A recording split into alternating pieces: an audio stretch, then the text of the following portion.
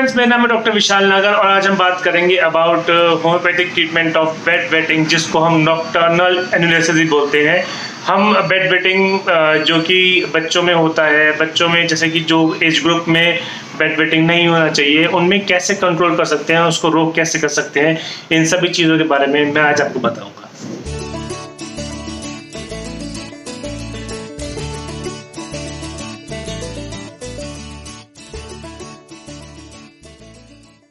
Bed wetting एक ऐसी condition को बोलते हैं जिसमें एक बच्चा जो कि बेड पे टॉयलेट कर देता है, बेड पे यूरिन पास कर देता है, उस एज में जिसमें उसको जो है ऐसा नहीं करना चाहिए।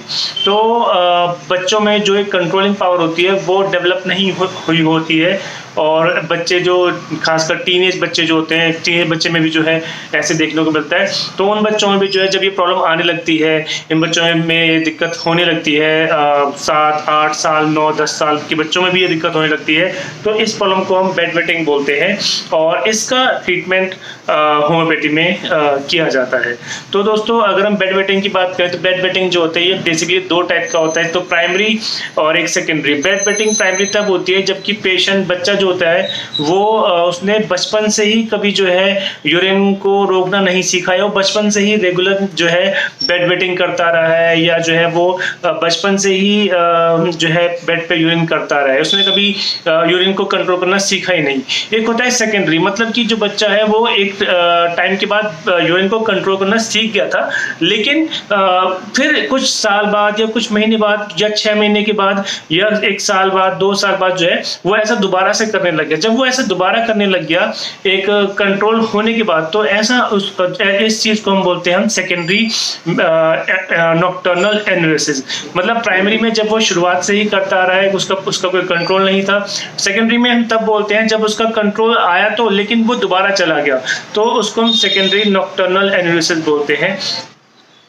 दोस्तों, अगर इसके कॉजेज की बात करें तो इसमें बहुत सारे कॉजेज आते हैं। सबसे पहला इसमें जो कॉज आता है वो आता है कि अगर हमारी बॉडी में एक हार्मोन होता है जिसको हम बोलते हैं एडीएच हार्मोन जो होता है, अगर वो बॉडी में कम बन रहा है कुछ बच्चों के, तो उससे भी जो है बेड वेटिंग के चांसेस हो सकते हैं। इसके अलावा दोस्तों, साइकोलॉजिकल कॉज होते हैं। साइकोलॉजिकल कॉज का मतलब क्या होता है, जो पेशेंट है, बच्चा है, वो साइकोलॉजिकली जो है डर गया या नींद में घबरा जाता है, डर जाता है, इस तरीके से स्ट्रेस में रहता है, किसी चीज़ का प्रेशर है, तो ऐसे केस में जो है बेड वेटिंग होने के चांसेस होते हैं। इसके अलावा दोस्तों, जो पेशेंट है, बच्चा है, वो अगर उसकी जेनेटिक हिस्ट्री रही है, मतलब कि उसकी फैमिली में कोई और भी ऐसा पर्सन रहा है जिसको जो है जेनेटिक हिस्ट्री रही है बेड वेटिंग की, तो ऐसे केस में जो है बच्चों को बेड वेटिंग होने के चांसेस ज़्यादा होते हैं। इसके अलावा दोस्तों, अगर जो बच्चा है वो बहुत ज़्यादा गहरी नींद में सोता है, मतलब कि उसको पता ही नहीं लगता कि वो उसने यूरिन कर दिया है, और वो उठाने पर भी नहीं उठता है,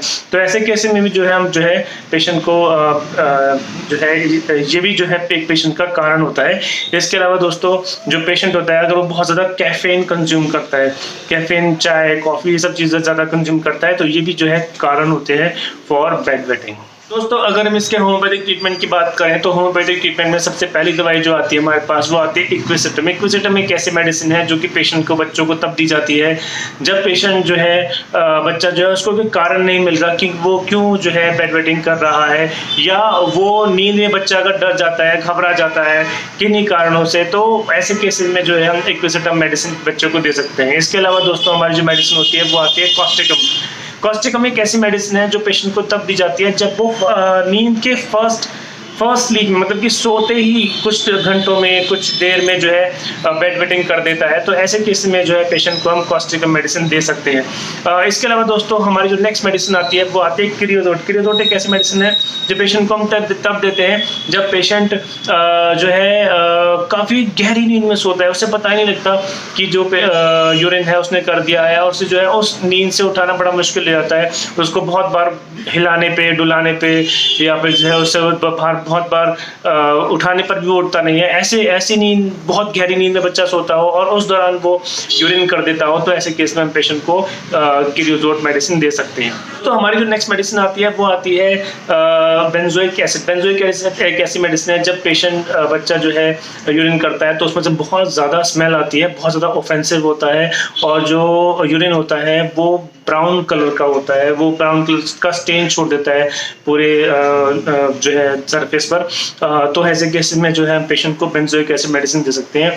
दोस्तों हमारी नेक्स्ट मेडिसिन जो है वो है सीना। सीना एक ऐसी मेडिसिन है दोस्तों, अगर पेशेंट के बच्चे के पेट में कीड़े हैं और कीड़ों की वजह से जो है पेशेंट को बेड वेटिंग हो रही है, तो ऐसे केसेस में जो है पेशेंट को सीना मेडिसिन दे सकते हैं। दोस्तों ये सब चीज़ें हमने जो पढ़ी आज, जो हमने समझी आज, ये हमने बेड वेटिंग जिसको हम नॉक्टर्नल एनिवर्सरी बोलते हैं, इसके बारे में पढ़ी।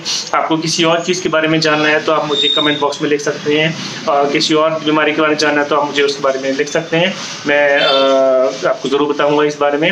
प्लीज़ मेरे चैनल को सब्सक्राइब करिए and thank you very much for giving your time. Thank you very much.